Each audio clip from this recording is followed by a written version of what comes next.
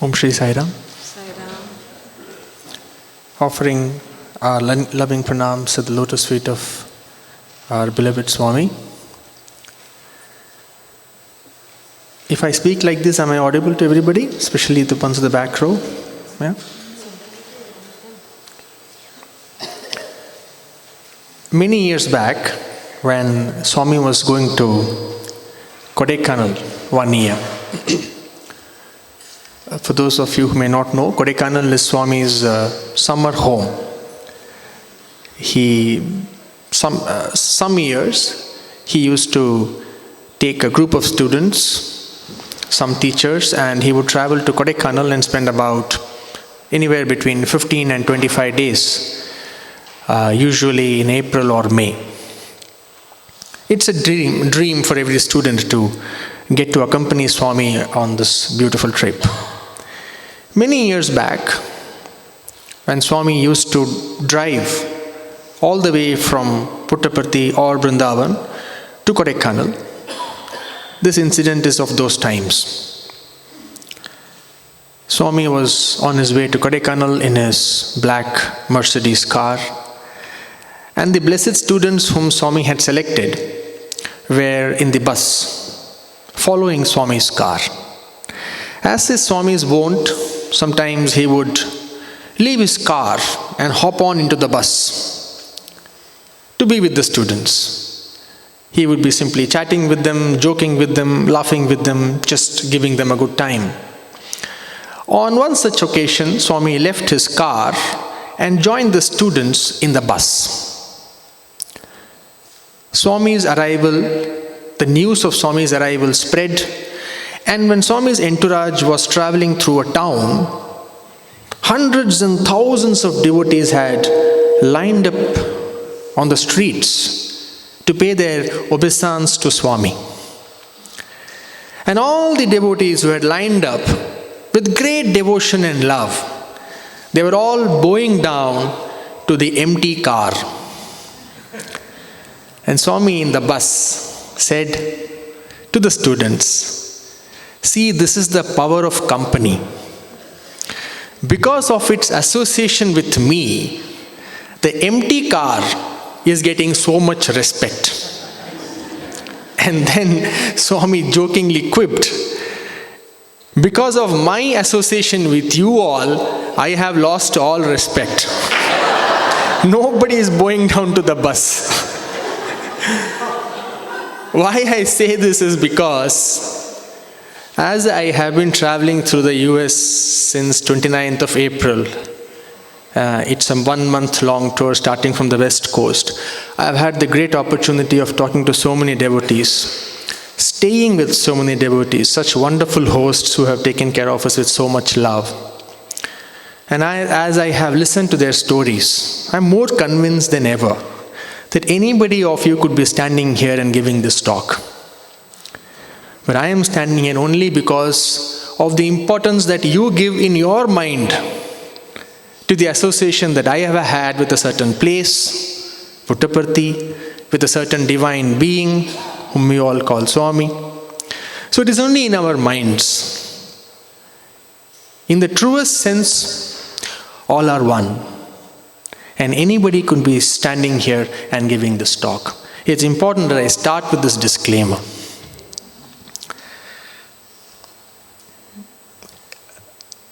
In 1996, when I was 16 years of age, as most mothers, my mother also used to worry a lot about me. I used to be a very playful kid, hardly focusing on studies, just playing around. And she used to worry a lot. What's going to happen to this boy? How is he going to end up? What's going to be his career? What's his life going to be like? One day Swami came in my mother's dream. And he said, "Don't worry. I will take care of your children. Me and my sister, I will take care of your children." This was in June. In December the same year, 1996, my mother had a fracture and she was bedridden. She was sitting on the bed one afternoon, 2 p.m. Thank you. I will spill it. I will not need it. I will move my hands, it will fall down. Okay, is there? Okay, that's this one. Oh, actually, there's a glass there, but that's fine. Okay, where was I? I was in 1996 December, yes. So my mother had broken her leg. She was sitting on the bed, 2 p.m. one afternoon. She was reading the book, The Ultimate Experience by Phyllis Crystal. She just looked up and Swami was standing there at the entrance of the room, leaning against the wall and smiling at my mom. Obviously, my mom was taken aback. And then Swami said, "Your children are my children. I will take care of them. Don't worry." And then Swami said, "You keep worrying about your son a lot. About Sanjay. Sanjay will do systems management." All this he said in Tamil. He said, "Baba, Baba nu sonna poduma. Faith irkanum." He said, "It's not enough to just say Baba, Baba. You must have faith. I will take care of your children. Sanjay systems management da pannuvan." He said, "Your son will do systems management." My mother was a housewife, and this I am speaking about 1996, the pre-internet era. I know the SCC students won't even know what it means. No internet, no phones, no mobile phones, no emails. So my mother didn't even know. She was a housewife. She didn't even know what these words mean. Systems management, what does it even mean? So she shouted for my dad. My dad came running and she said, "Swami appeared." My dad said, "How can that be? We are just ordinary devotees. You must have slept, dozed off by reading the book, and Swami must have appeared in your dream." She said, "No, I was wide awake. Swami was standing right there. And he said, Sanjay will do systems management." What does it mean? Well, my dad also was not sure. He said, "I think systems means something to do with computers. Management means something to do with, well, I think MBA or something." And through a lot of accidental sequence of events, I did indeed end up doing my engineering in computer science and then my MBA and PhD in management from the Sri Sathya Sai Institute of Higher Learning. My first designation in the Sri Sathya Sai Institute of Higher Learning was Deputy Manager Systems. And my second designation, which I currently hold, is Faculty Department of Management. Of course, this happened exactly 15 years after 1996, but it happened. The first interview that my parents got 10 days before Guru Purnima in the July of 2004, as my mother entered the interview room, Swami said, "Dreamla vandu sonne, nera vandu sonne. I came in your dream and I told you. I came directly and I told you. Now I am telling you face to face. Your children are my children. I will take care of them. I take responsibility of them. Don't worry." In the first personal interview that I had with Swami, I had the opportunity to be in the interview room with few people many times before that. But the first time I was alone with Swami, just Swami and me. It was 17th February 2004. It was exactly one day before that year's Shivratri, which was 18th February. Swami called me around 7:30 in the morning. He called me, and first time I was alone with Swami, and Swami hugged me. I hugged Swami. He kissed me, and I kissed Swami. And Swami cried, and I cried. And Swami said something which I have not understood or deciphered till date. He just said, "I have been waiting for this chance for so long." These were my thoughts, but Swami said this. Over the years, I have realized that Swami is watching over us way before we have learned to look to Him. Swami is seeking us way before we have started to seek Him.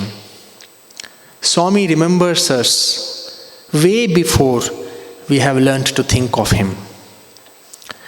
And this has been my experience even before we have offered ourselves to Swami. Swami has already taken our burden. And if our heart reverberates with the love of Swami, then this is certain that our relationship with Swami is very, very old and ancient. Way older than what we all realize. We have known Swami, been with Swami for very long.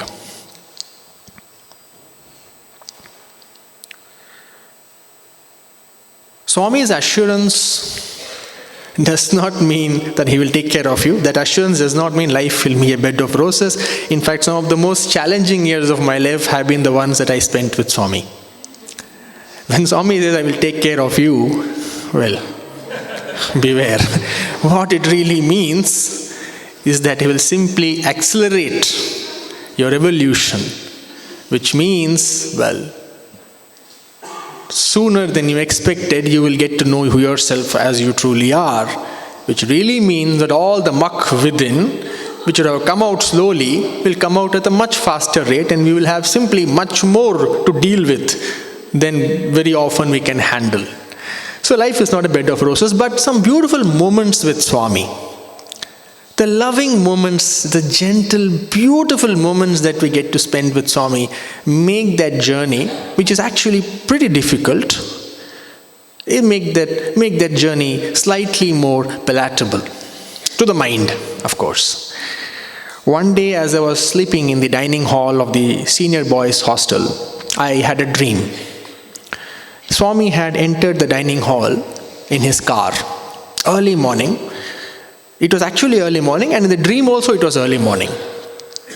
And I woke up, and Swami said, "Shh, don't wake up the other students, I have come only for you." And Swami's car passed through the dining hall. He exited the dining hall through the next door. I ran behind Swami's car. Swami got down from the car, went and sat on the parapet, small tiny parapet in the senior boys' hostel, near the water cooler. I ran to him, I sat at his feet. And Swami was in a very loving, very joyful and ecstatic mood. And he said, "Give me some water. I'm thirsty." I took the steel tumbler. All this is happening in my dream. I took the steel tumbler from which the students drink water. I filled the water from the water cooler and I gave it to Swami. Swami said, "You give." And then I fed water to Swami directly with my own hands. It was a very blissful dream. How I know? Because when I got up, all my cheeks were all wet with tears. My shirt collar was quite damp. So I was very, very blissed out. And the dream got over. I got up. I got ready. Those days, students generally don't go for morning darshans, but those days Swami had asked me to come, so I was going for morning darshans. 8 o'clock, Swami called me for an interview. There were 3 people in the interview room. Swami was there, I was there, and one brother, Rameshwar Prushti. He used to push Swami's chair for a long time. He was there. 3 of us were sitting in the interview room. It was around 7:45, 8 a.m. So usually how it works is Swami will be sitting on his chair and there will be a stool to his right, usually right or left, and there will be a silver tumbler with water. So Swami indicates to the water, then whoever is closest to that is supposed to hand over water to Swami. In the interview, as Swami was discussing some mundane things, suddenly he looked at the glass tumbler, and I was closest, so I took the silver tumbler and I kneeled down. And I was on my knees holding the silver tumbler for Swami. And Swami just did not move. He just kept his hands like this and kept looking at me. Now I am on my knees holding the silver tumbler of water. Swami is just like this looking at me. What to do now? Swami has already asked for water, so you can't just keep it back. Swami is not extending his hand. What do you do? And we are all sitting like this for 10 seconds wondering what to do. Swami kept looking at the glass with great intent. And then suddenly I remembered the dream which I had had just 3 hours back. And I gave water to Swami in his mouth. And Swami consumed the glass of water and he broke into a laughter. And I was so touched. It was a beautiful moment. Swami was happy. I was very touched. And Rameshwar Prushti was completely confused. What is happening? Look at this boy's gut. Swami will ask water. He wants to give in Swami's mouth. But then, well, only Swami and I knew what had happened just 3 hours back. Just 3 hours back. The same morning I had that dream. And Swami, it just, as it is, a photocopy happened. just 3 hours later. The Sri Sathya Sai Senior Boys Hostel is a very Spartan lifestyle. A dormitory system. Students of Swami sitting here, both from Puttaparthi and Anantapur, they will know 10, 15, 20 students in a dormitory type accommodation. It's tough. It's tough. It's wonderful, a great learning experience, but it is Spartan.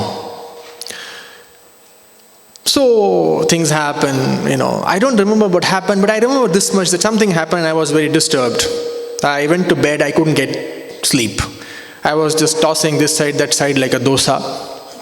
Dosa is an Indian food, you keep tossing it up, down. So I kept going left, right. I didn't get sleep till I think around midnight, 12 or something. Next day I was in the interview room and Swami said, I'm very tired. I said, why Swami, what happened? Swami said, I didn't get good sleep yesterday. I didn't sleep till 11:30. Swami said, exactly 11:30. I said, why? Swami, what happened? Swami said, if you cannot sleep, how can I sleep? Your pain is my pain. Your joy is my joy. There is no difference. So these are some of the many moments that make the spiritual journey, which is challenging, actually very beautiful.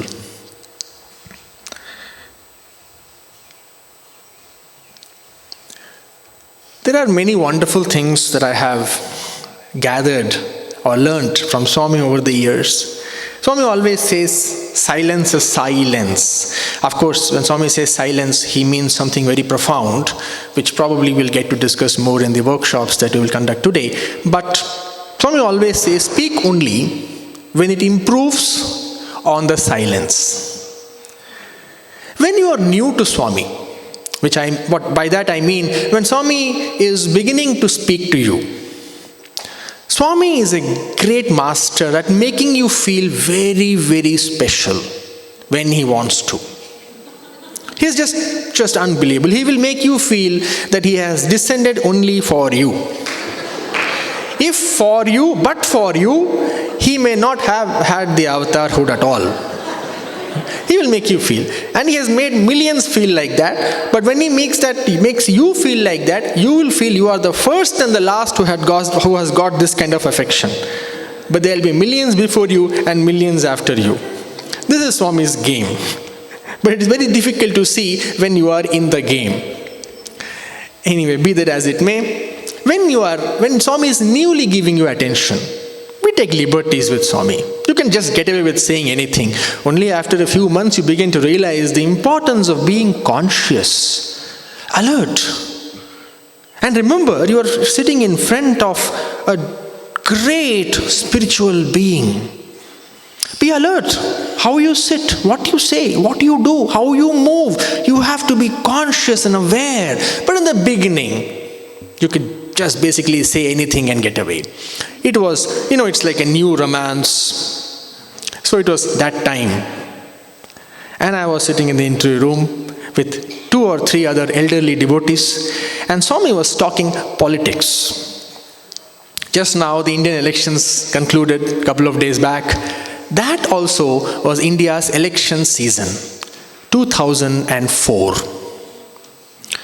Shri Atal Bihari Vajpayee was the Prime Minister of India at that time, and many of you may not know what happens back in India. At that time, there was a lady who was the wife of one of the late Prime Ministers of our country, Srimati Sonia Gandhi. And there was a chance that she may become Prime Minister after the elections. So I'm just setting the context. And this hot discussion was going on, and one elderly devotee told Swami, Swami, we are a country of 1 billion people. Well, now we are 1.3. By the time I meet you in the next retreat, we might be 1.6. But at that time, we were 1 billion. And he said, Swami, we are 1 billion people. Can we not find one Prime Minister? We have to import a Prime Minister from Italy. Mrs. Sonia Gandhi was of Italian origin. When I'm saying this experience, this is no indication of my political ideas. I'm just telling you what happened in the room that day. And Swami said, yes, you're absolutely correct. I should have just kept quiet. But over enthusiasm, you want to show off to Swami.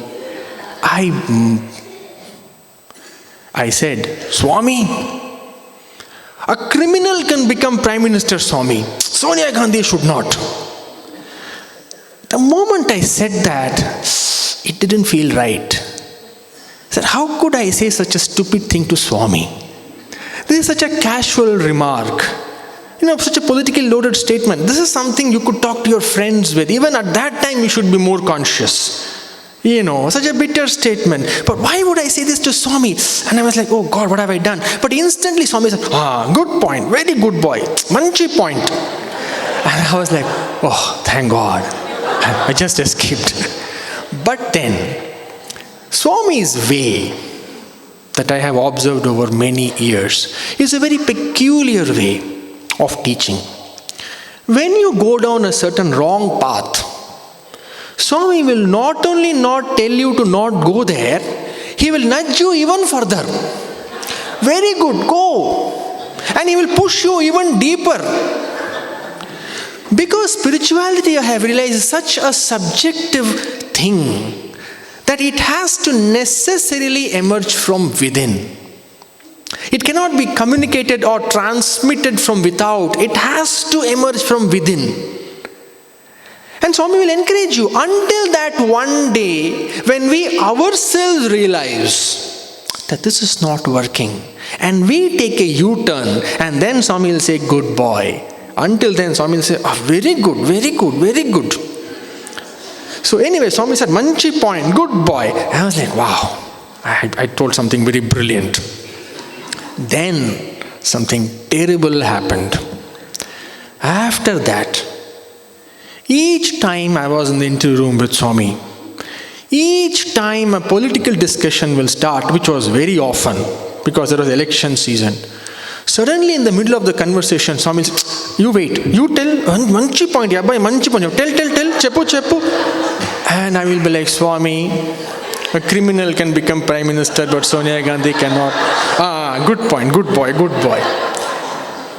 This Swami did close to 10 or 11 times.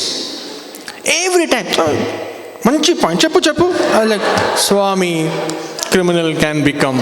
And this went on and on and on. And I was like, oh my God. Each time I will have to say this, the taste in my mouth and my mind will become more and more bitter. And Swami made sure he drove the point home until the bones of my body realized the folly of not being conscious with Swami. It went on and on, I think 11th or 12th time, I don't know the exact number, but it was many, many times. Again, when one Swami said, chepu. But the thing is this, you can't say, Swami, I made a mistake, please forgive me, because Swami is apparently appreciative of what you said. So you can't let Swami down. And Swami, when he's in the mode of, he is playing a drama, we better play along. So you can't say, Swami, I did a mistake, because Swami seems to be appreciative. So it's a very, very catch-22 situation. So once on the 12th or 13th time, I don't know, Swami said, chepu. I just stood up and I just with great pity on my face, I just, with pain, I just looked at Swami. And then Swami smiled. Sit down. No need. And that was the end of it. After that, he never asked me to repeat. And so I learned that day what happens when we speak too much.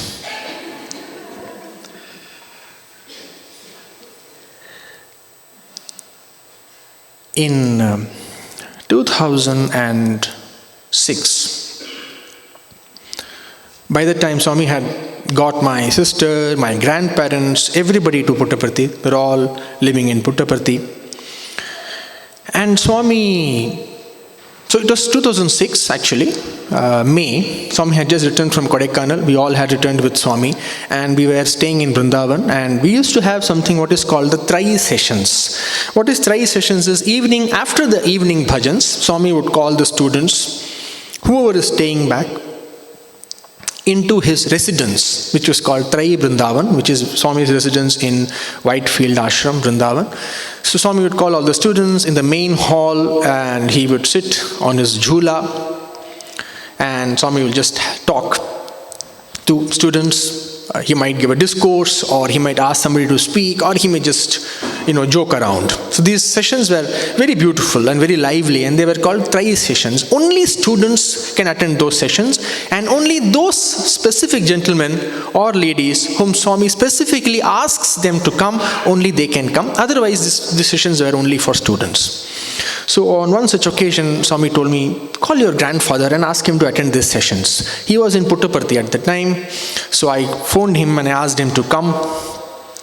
And he came.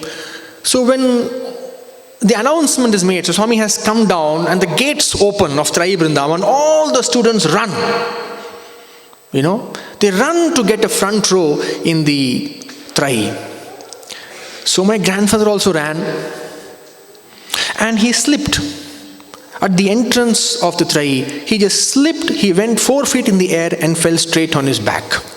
I was already sitting in the front row already. And Swami had just about to come. So somebody just sent me a chit. Because it's very difficult to reach me. There's a big ocean of students between me and the first row. So somebody sent me a chit. Grandfather fallen. He is admitted in the general hospital. So when Swami came, the session was over. I just stood up and I gave this to Swami. I told Swami that, Swami, this is what has happened. And Swami, he just shivered with pain. I could just feel, Swami just, he felt a deep pain. And he said, I will take care. You go and see your Tata. So I went to the hospital. He was in extreme pain. My Tata was a very, very physically fit and very strong person. And the pain he was undergoing was unimaginable. Dr. Sundareshan, who till recently was the director of the Sri Sathya Sai Institute of Higher Medical Sciences in Whitefield, a very renowned orthopedic surgeon, he came, we did CT scans and whatever scans were required, and he said, see, your Tata has a severe spinal fracture. And he needs complete bed rest, and we will have to do a cardiothoracic surgery, which I really don't know. I am not a medical person, but it's something like an opening will have to be made here, and through the ribs we will have to go and do some complex procedure. It's a complex operation. I can do it. You ask Swami what needs to be done. Unfortunately, next day morning, Swami was leaving for Puttaparthi. Suddenly he decided he's going back.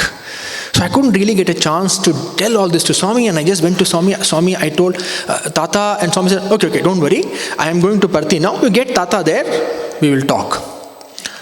Then I said, Swami, Tata is in great pain. How will I get him? Then Swami gave detailed instructions. He said, you hire a cab, you put one pillow here, you put one pillow here, and he explained where all to put pillow, and he said, you get him. Somehow with great difficulty, we took Tata to Puttaparthi. Excruciating pain, and Swami was already there in Puttaparthi. So Swami said, I will tell you what to do. So when Swami says, I will tell you what to do, it is an unwritten rule amongst the students of Swami that we don't remind Swami. We don't go and say, Swami, remember? You said you will tell me, you haven't told me. No.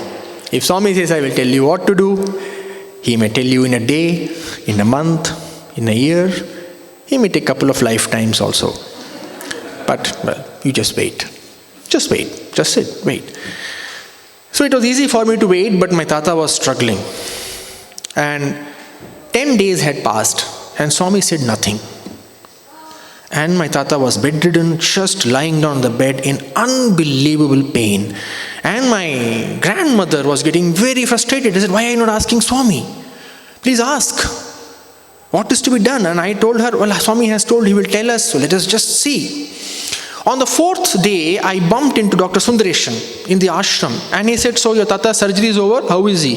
I said, no sir, he is in the room, lying down on his bed. And he said, oh my God, what is wrong with you? His spine will collapse. And he could die or he could get paralyzed. You are not understanding what a serious matter it is. Please go and ask Swami right now what is to be done. Don't be stupid, he told me. Well, self-doubt, what should I go and ask Swami? Should I sit with a letter? But Swami has already told he will tell, but then wisdom prevailed and I just kept quiet. Let us see. On the 11th day, Swami asked me, how's your Tata? I said, well, how Swami? He is bedridden, he is in unbelievable pain. And Dr. Sundareshan is saying that this surgery has to be done. Well, no offense to Dr. Sundareshan, but Swami said in the bhajan hall, he doesn't know anything. These doctors, they think human body is brinjal or carrot. That's what he said. It's a carrot or some brinjal. Just to get better at their profession, they keep wanting to cut human bodies. No need for surgery. You get Tata to interview room tomorrow, I will see. So then I said, Swami, how will I get? He's not able to get up. Then Swami called Sri Chakravarti Garu and said, make arrangements. Then he made arrangements for a special wheelchair, and somehow we made Tata sit on that. Then I took him inside the interview room. In the interview room, Swami created some paste, like a gel, which looked like coconut oil, transparent white paste, but it was not coconut oil. It didn't smell like that. It was odorless. And Swami asked my Tata to remove his shirt, and he applied it on his spinal injury.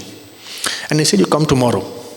Like that for 7 days, for the next 7 days, every day I took my Tata. This was the ritual. 5-minute interview, no talking, nothing. Somebody would say, remove shirt, he will create, he will apply. That's all. On the 7th day after applying, Swami said, this is enough. Take complete bed rest for 2 weeks. Don't get up, just rest. Don't come for darshan, do nothing. Just take rest for 14 days, 2 weeks. This was 2006. My Tata passed away at the end of 2017. For the next 12 years, he used to get up at 4 a.m. every day, wash his own clothes, lead an active life. He never got any surgery done, never took any medicine, and the problem never recurred.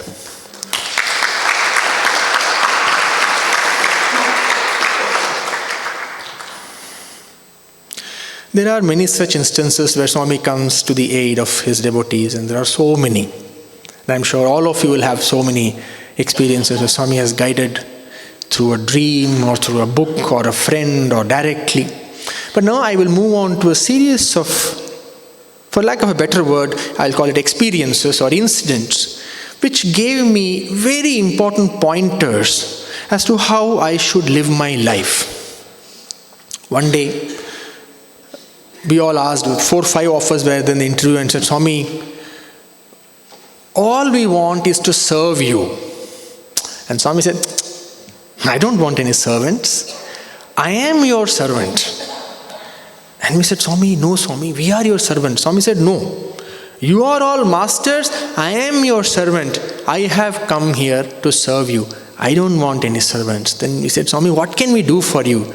And Swami said, be happy. I have asked this question to Swami at least half a dozen times in my life, 6 or 7 times. Each time when I ask Swami, Swami, what can I do for you? Tell me what, you have done so much, what can I do for you? Swami, every time without exception, he had the same answer. He said, be happy. One day, a special new chair, a new throne had arrived for Swami, and it was kept in the inner interview room. I was aware of it, so in the interview room, Swami suddenly asked, where is my chair? I said, Swami, it is in this room. Then Swami asked again, where is my chair? I said, Swami, it is in this interview room. Shall I go and fetch it? Would you like to have a look? Swami said, where is my chair? Well, by the time I realized that my answer was not working out, so just keep quiet. So I just looked at Swami, and Swami pulled my collar, shirt collar, he pulled me towards him, and he, with his index finger, he pointed here, and he said, there is my chair, sir, there is my chair.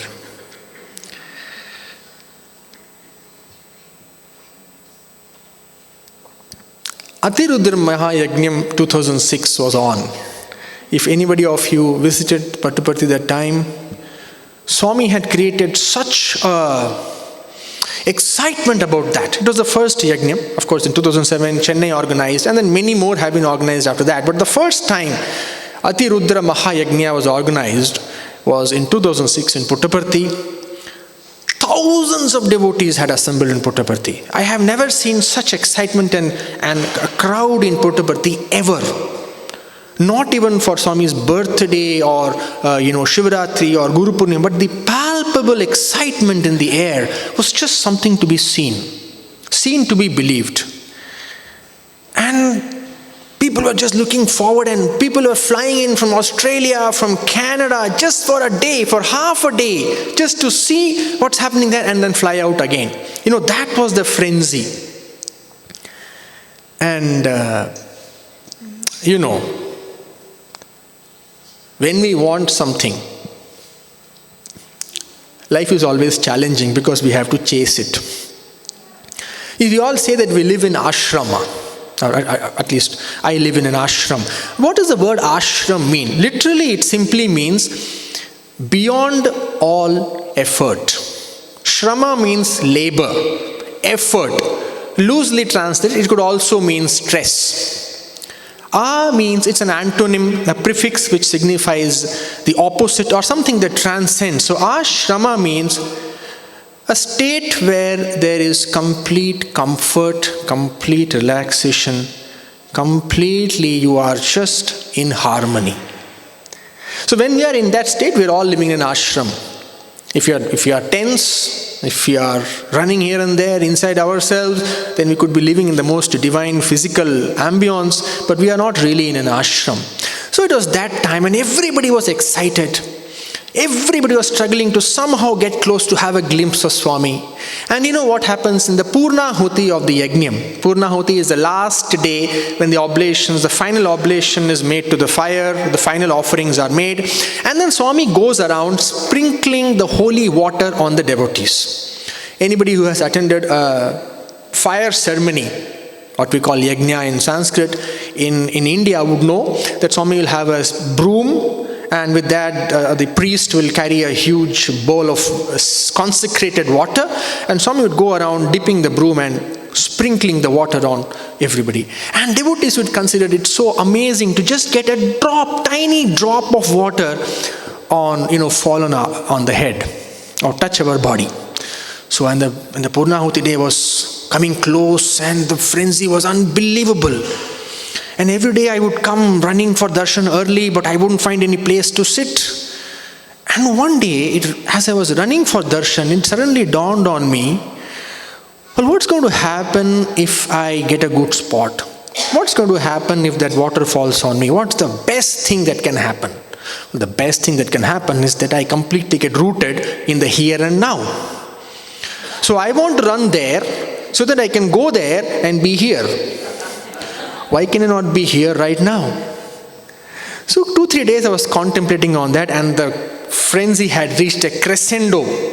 It was the Purnahuti day, and I said, I'm just going to be with myself, keep Swami here, be in harmony, have a nice comfortable day, do my morning prayers, meditation, and 8 o'clock I will slowly go to the mandir.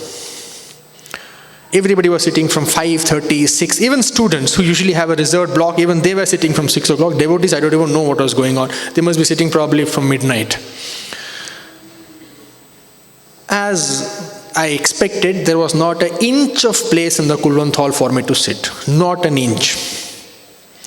So what had happened was, the last 9 days, Swami was not going in the veranda.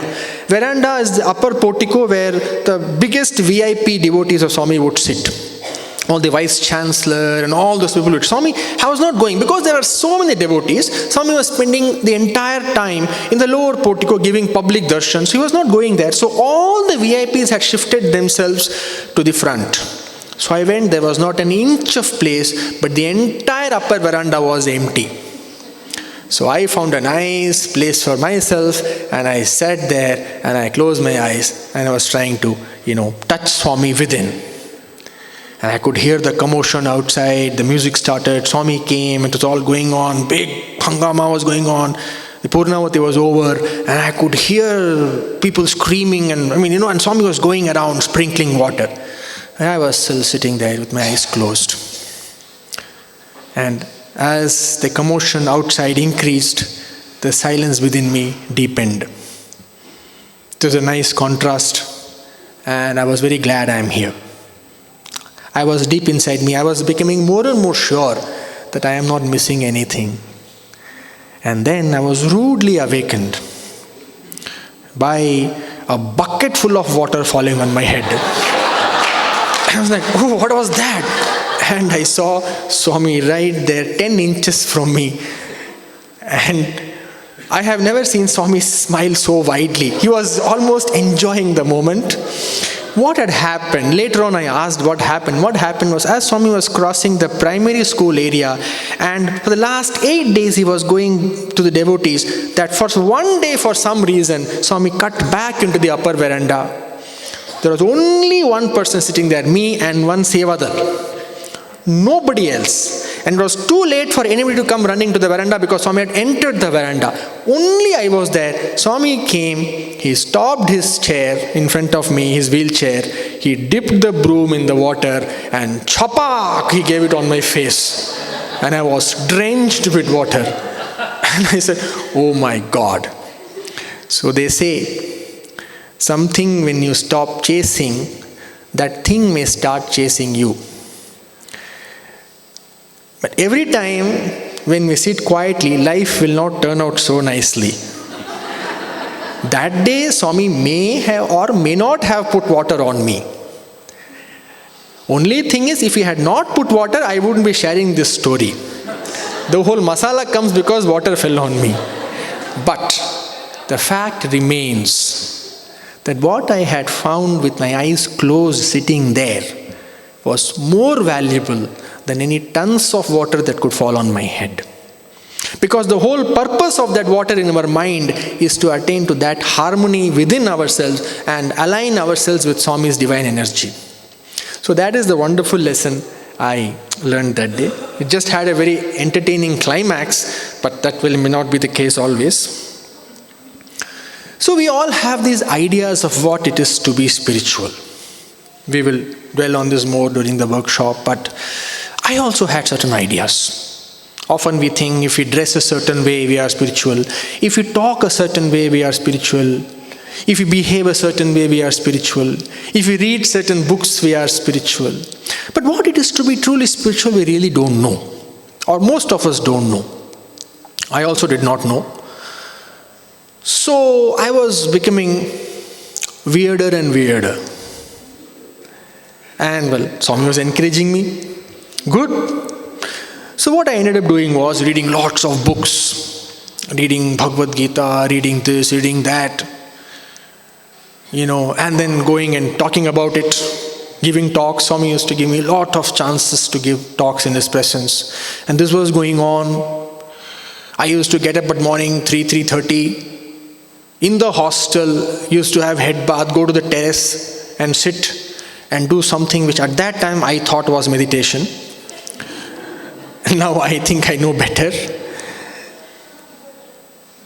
I became socially incapable. I could not make friends. I could not keep friends. I forgot to smile. And I was basically, to put it very shortly, deeply miserable. So usually, not just in Puttaparthi, that's very rampant in Puttaparthi, but generally in life also I have seen, the more miserable you look, the more spiritual people think you are. It is really true. If you look like totally glum and tight and rigid and serious and give that Vivekananda pose, then people think, wow, you must be doing really a lot of sadhana. If you look happy, joyful, cheerful, people think, poor fellow, he has fallen on the path. And this has been my experience living in Puttaparthi for the last 18, 19 years. So as I was becoming more and more miserable, people in Puttaparthi started thinking more and more highly of me. And I used to give talks also in Puttaparthi, in Swami's presence, and this was going on. So the more adulation I got, within me I was actually becoming more and more miserable. And Swami was encouraging me. Very good, read more books.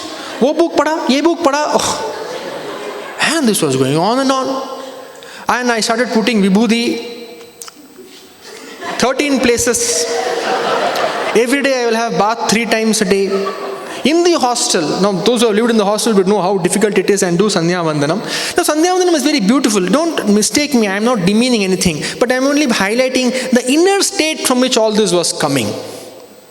3 times, and Swami first used to call me Delhi boy because I came from Delhi. Then he started calling me Vibhuti boy. It's not a joke. And I used to put, like full like this and like this. There are 13 places, actually there are 13 chakras where you put here, here, here. And I used to look like a complete clown. And then this was going on and I had reduced my eating because I thought spiritual people, why should they eat? They should get energy directly from, the inner source. Why do we need calories from food? All this is just rubbish ideas. And this body right now, I am a proper weight, I am quite fit. This body right now in kilos is 79 kilos. This body, same height, had become 69 kilos. If you just shave off 10 kilos from this body, what will be left? I was just all bones. In 2007, Swami called me for an interview. And Swami said, he looked alarmed. Actually, he was speaking to me continuously, but that day suddenly he looked alarmed and he said, what have you done to yourself? What is all this? Then he said, I promised your mother I will take care of you. Today if she comes here and asks me, Swami, is this what you have taken care? What will I say? And then Swami said, in the course of the interview, make a big bundle. Put all your books in that bundle. Tie the bundle and go throw all your books in the Chitravati. From today onwards, I don't want you to read a single spiritual book ever. And then Swami said something beautiful. He said, only from source, not from force. Then he repeated, he said, no force, only source. Well, I didn't throw my books in Chitravati because there was no water in the Chitravati. But I just gave away all my books. I came back to hostel that day and I broke down. And I cried like I have never cried in my life. Tears simply would not stop. I think it was the accumulated pain of God knows how long. And I just wept and wept and wept. And when Swami said in the interview room, no force, only source, something broke inside me. And then of course over the years many things happened, but it was that day and it is today. I have not read a single spiritual book in my life, not a single book. There was a time I almost used to know 650 shlokas out of the 700 in the Gita. Today I remember only Brahmarpanam and Aham Vaishvanaro. But I am so much more happier today. Something I have found inside myself which 1,000,000 books and 1,000 talks cannot give and cannot take away. Sometimes a friend will give a book or two, I might just flip through the pages, just read a page here, page there, but I have not touched a single book, I have not picked up a single book with the intention of reading it and read through the book. It has not happened. I have forgotten most of the things I knew, but of course something else Swami has given me in that stead, but this was a very watershed moment in my life. And of course over the years, in the next few years, Swami guided me what he meant by no force, only source. Some of those things we'll be discussing again in the workshop. I hope I'm doing a good job of selling my workshop, right? By every now and then saying we'll discuss in the workshop, just so that you all are there. I'm just joking. Okay. In 2009, one day Swami finished his darshan. It was, I think, February 2009. Swami finished his darshan and came to the interview room. I was already sitting in the interview room. Swami came inside and he said, I feel very sad that after so many years, like when I am going for darshan, all the devotees are doing like this. Means they're turning their head as I am moving. And Swami said, I feel sad that they are thinking that there is something here that is not there. Swami said, pointing to himself, that devotees are thinking that there is something here that is not there. That is, there is something in Swami which is not within ourselves already. Then one another day, this one is not documented anywhere Nobody knows, because Swami came inside the bhajan hall and he started muttering something. And only those who would probably be in the first or the second row in the bhajan hall would really heard what Swami said. And I was right there. And Swami said, he looked very disturbed and frustrated. And he was like, "Man, life anta waste." Swami said, "My life is waste." And he kept saying that, waste, anta waste. Every kuda church polidu, Swami said, none of you has died. None of you has died. Then Swami asked, will you die? So usually when Swami asks, will you, to students, irrespective of what follows, we usually say, yes, Swami. So Swami said, will you die? And we all said, yes, Swami. We really didn't know. I don't know how many of us knew what Swami was meaning, but Swami said, waste, anta waste. Koi bhi nahi mara. I'm translating in Hindi. So nobody has died. Will you die? You will die. Who wants to die? Swami said. Anyway, that was the end of it. Swami sat and then he became cheerful and the bhajans concluded and everything was hunky-dory again. But when I went back to the hostel and I sat contemplating, what did Swami mean? Who has to die? What has to die? And why should anybody die? And why does Swami wants us to die? What is going on? Of course, over the years, I have begun to realize within ourselves that what Swami meant was just this. We still haven't died to our unreal self. We still haven't died to the false identifications that we carry. That I am this, I am that, I am this, I am that, I am of this type, I am of that type. We have not died to our false self so that what we truly are can emerge from within.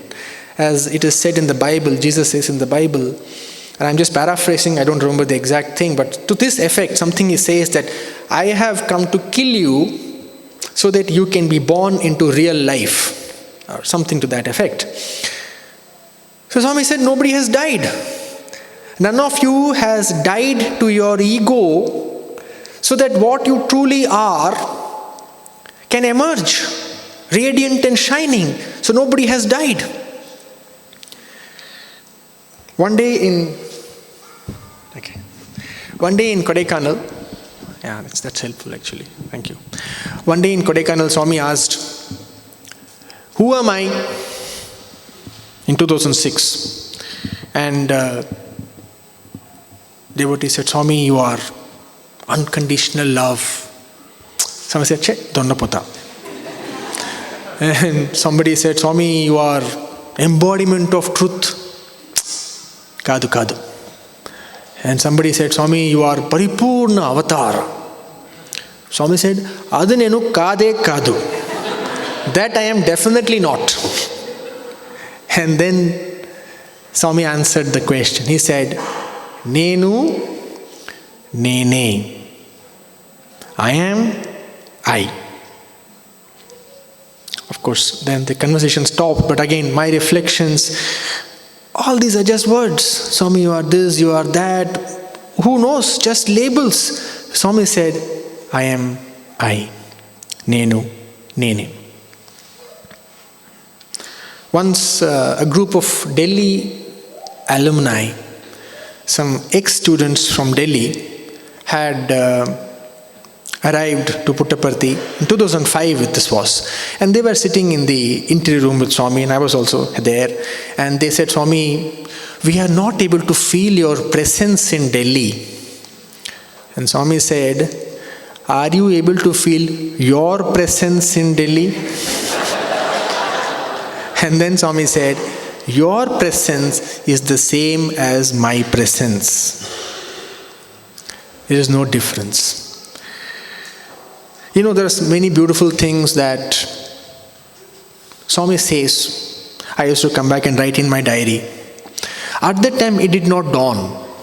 But over the years, as I matured, when I opened it, oh, this is what Swami said, good Lord, and you meditate on that and you begin to realize in the deeper way what Swami meant. So this is a very common practice. So as we mature, we begin to understand in deeper and deeper sense that what Swami truly meant. One day I asked a question to Swami. Those who have had the chance to talk to Swami would always wonder, it's not just me, everybody wonder, why is it so difficult to have a spiritual conversation with Swami? Why is Swami always so bothered about how many idlis we had for breakfast? Why can't he tell us some great thing, some advanced spiritual funda that can liberate us? Why every time he has to talk about politics or what you had for breakfast? Why you had only 3? Why not 4? Arey Swami, chodo na yaar, kuch acha cheez batao. But he won't. And over there is I realize, because it is such a subjective thing that Swami just keeps waiting that in his divine presence, the light will shine forth from within ourselves. But then, he just waits. Sometimes it happens, sometimes it doesn't. On one such occasion, I asked Swami a question. Luckily, that day, I got a beautiful answer which has remained the mantra of my life. And Swami said, see, whatever answer, and I am quoting Swami here exactly, just translating, whatever answer the mind finds to a question, that answer will lead to 1,000 more questions. Whatever answer we find at the mental level will lead to 1,000 more questions. Therefore, Swami said, drop all questions. Fill your mind with only one question. Who am I? Fill your mind with only this one question. I have 10 minutes more. I will end my talk with just one more experience, which is an experience, well, it's not really an experience as if it's not a miracle or something, but something that is very close to my heart. Of course, when I underwent the experience, it was quite unbelievable misery, but today it is the most valuable 15 days of my life. 2004, there was a rumor that Swami might go to Kodaikanal. He did not. He did go in 2005, but 2004, now it's a dream of every student to accompany Swami to Kodaikanal.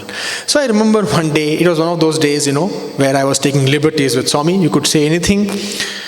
It was on the first floor of Swami's residence in Vrindavan, in Trai Vrindavan. On the first floor, Swami was there, I was there, and Mr. Narsimha Murthy, who was the warden of the Vrindavan campus at that time. He was, 3 of us were there.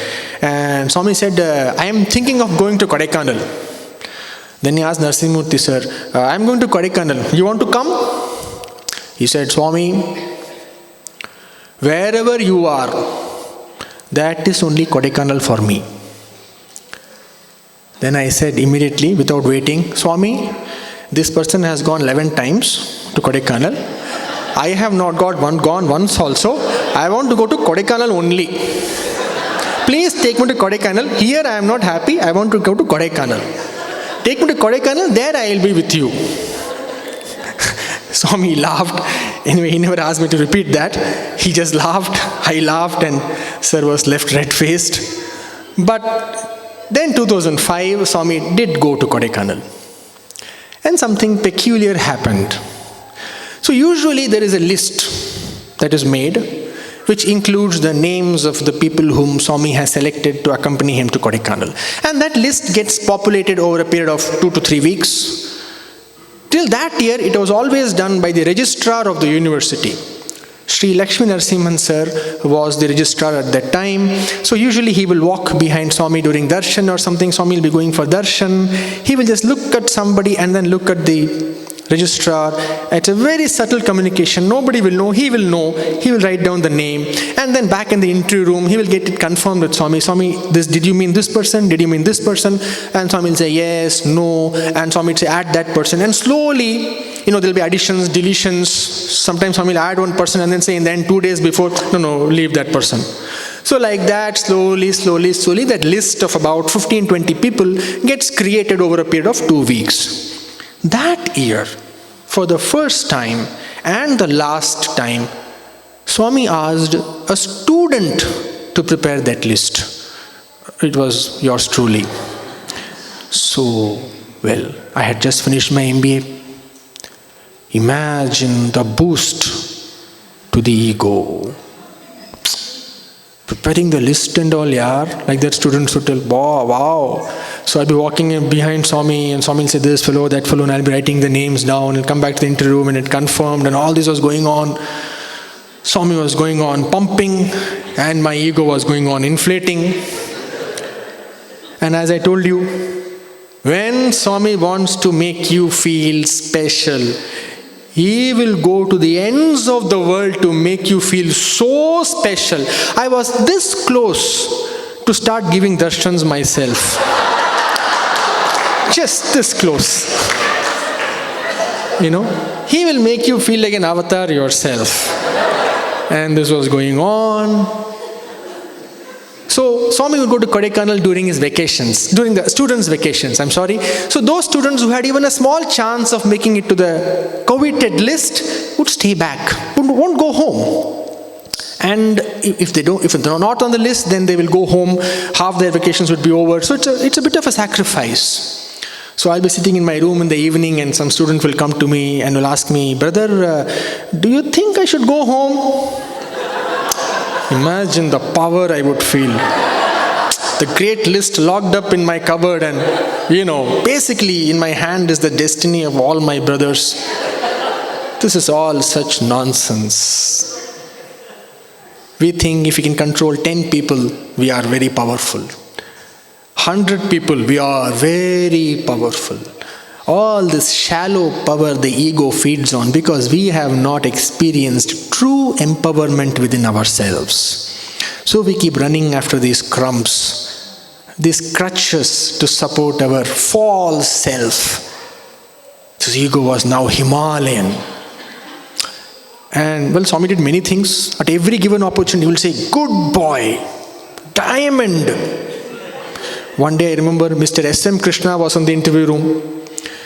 He was a very leading political member of the Congress party. In fact, he was once the Foreign Affairs Minister of India. He is next only to the Prime Minister. Very powerful politician. He was sitting at Swami's feet. I was sitting at Swami's feet. Swami told him just about a month before Swami left for Kodai. So, good boy. Such boys should join politics. I was really scared. I thought Swami was going to ask me to join the Congress party. Nothing happened. But good boy. And you start feeling like gooder and best. Anyway, Swami made me announce the list. One day before leaving for Kodai, I announced the list in Bhajan Hall. These things don't happen that way. Anyway, I announced the list. I stood up in the Bhajan Hall, full packed Bhajan Hall, and I announced the list. And finally the plane took off. So Swami, as always, he will leave his business class seat. He will walk through the aisle till he has seen the last student. He'll go and ask them, did the air hostess take care of you? Did you eat? Are you okay? Are you nauseated? Are you feeling vomiting? Anything? No, everything's fine. So he'll inquire about the state of all the students and then go back and sit in his seat. So all that happened, the plane landed. Swami was already in Kodaikanal. We came a little late. Swami will be very casual in Kodaikanal. He will just wear a dhoti, nothing on top. He will be just like that, roaming around. So basically, you will be living in the same house as Swami. So now and then, you'll be bumping into Swami. So you'll go to the kitchen, oh, Swami is there. Okay, like that. It will be like that. That is why it is such a desired experience. We will be sleeping just outside Swami's room. In fact, in the middle of the night, you can hear Swami coughing. Or if Swami gets off the bed, you can actually hear. Swami turned in the bed. It'll be so silent that you could almost hear Swami just a door. So it's a beautiful experience. Evening 6 o'clock, Swami came down with a shawl wrapped around and he asked everybody, how are you? Journey was good. By the time all the students had started calling me captain, as in captain of the Kodaikanal group, and I was very expectant. This is going to be the best trip of my life. And by the time the ego had become so huge, and it was just chewing and enjoying all the attention that it was getting, then Swami looked at me. So Swami has this great skill of looking at you but not looking at you. Look through you. So you will feel that he is looking at me but he is not really looking. I said, what is this? So suddenly Swami seems different from the last 1 month. Anyway, Swami said goodbye, good night. He went to sleep. We all went to sleep. Next day at breakfast. So Swami was sitting on his table. We were all sitting in the hall and I was sitting at the far end on the table. Each table had 4 students. So we were all quietly having our breakfast. Swami was also eating. And then Swami called Mr. Sri Srinivas and he started talking something to him. He didn't look happy. And he pointed towards my table. And he said something. He looked pretty angry. To date, I don't know what he said. But I think I heard, "Bad boy." Anyway, all the four of us sitting on the table were just hoping that it will be one of the other three. Because Swami just pointed to the table. We didn't know who it was. But we knew one of us is finished. Anyway, Swami, for no apparent reason, simply put me in the deep freeze. He just suddenly stopped talking to me.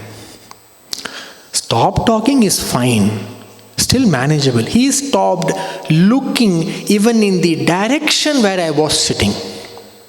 So in Kodaikanal it will be like there will be Swami, there will be all the students, and then there will be me.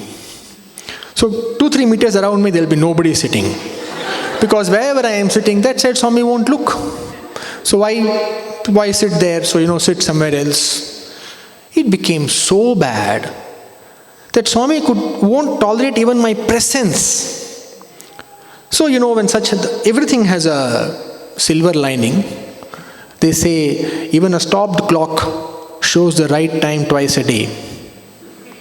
Yes, even a stopped clock shows the right time twice a day. So when something like this happens, at least you have a reserved place. The last row, your reserved place, and whenever you want you can come. You don't have to fight for place. It's always there. So at least something was there. It was a very relaxed trip, but I was deeply miserable.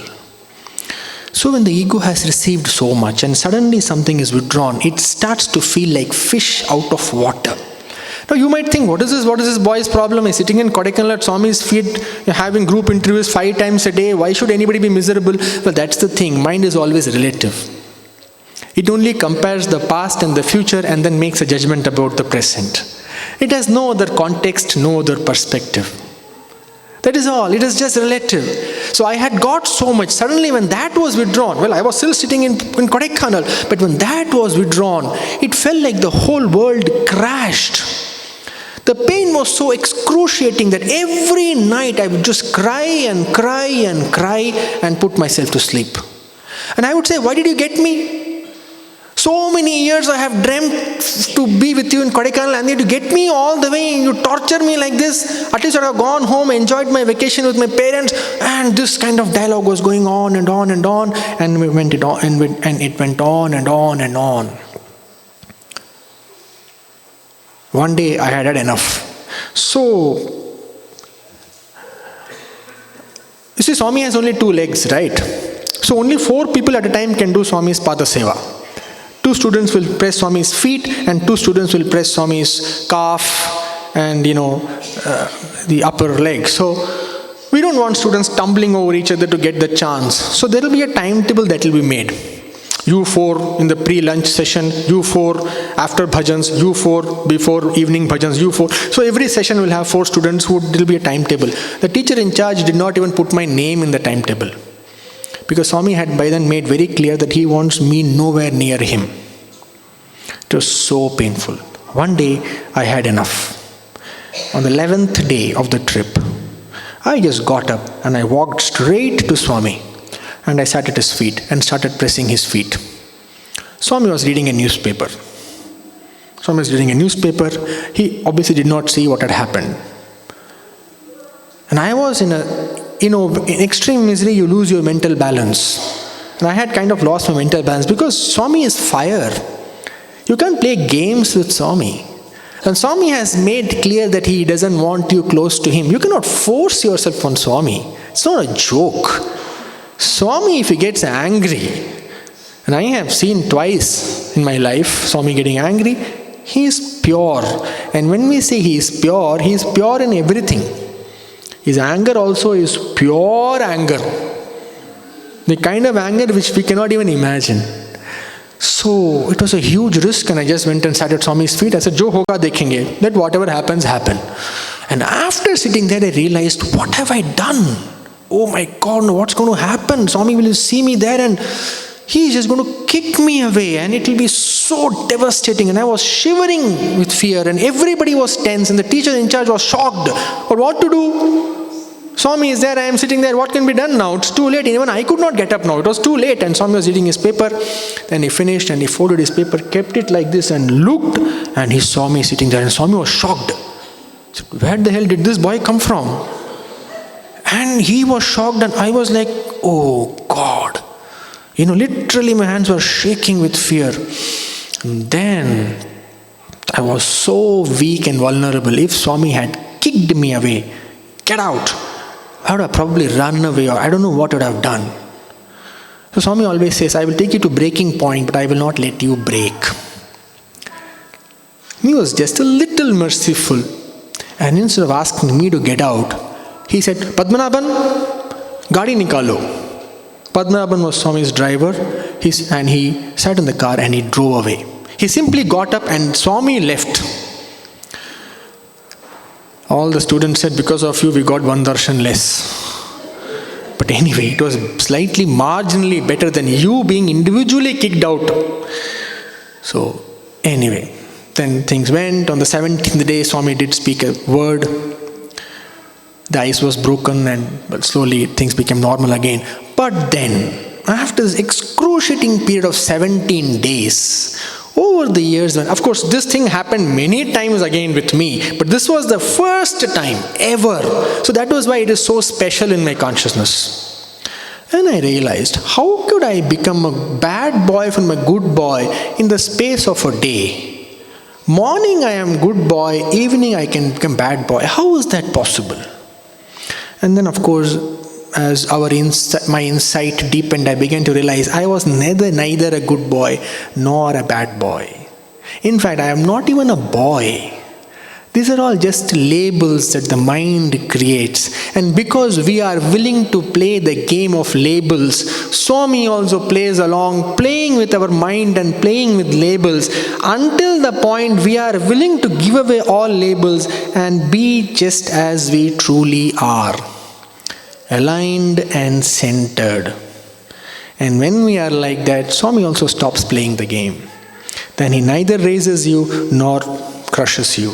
He is also normal. Then he also stops using labels. He neither calls you good boy nor bad boy. And things become normal. So I hope this was of some use to you. I just shared now how to be centered, and we will probably have deeper interactions on these things during the rest of the day. With these few words, let me thank you for a patient listening, and thank you for this opportunity. Thank you so much, and I seek your permission to withdraw. Thank you.